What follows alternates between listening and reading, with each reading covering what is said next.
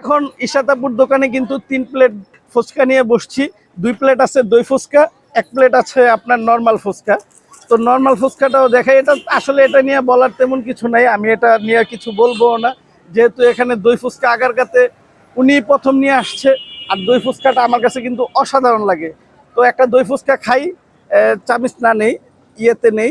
আমি যদি একটু দেখাই, দই ফুচকা আসলে কিন্তু প্রচুর অন্যরকম একটা টেস্ট। একটু সামনের থেকে একটু দেখো, এই যে ডিম, চানাচুর, তারপর ফুচকার ভিতরে আরো অনেক কিছু। তো আমি একটু ফুচকাটা মুখে দিয়ে টেস্টটা একটু বলি। বিসমিল্লাহির রহমানির রহিম।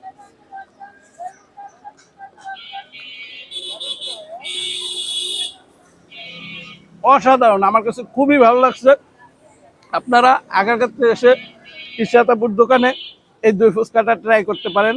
আমি সাজেস্ট করবো, আপনারা যদি আগারগাঁওতে আসেন, কেউ দই ফুচকা খেতে চান, তাহলে অবশ্যই আপনারা এই ফুচকাটা খেতে পারেন। আমার কাছে খুব ভালো লাগছে। তো আপনারা আসলে আপনাদের দাওয়াত থাকলো। তো ভালো থাকবেন।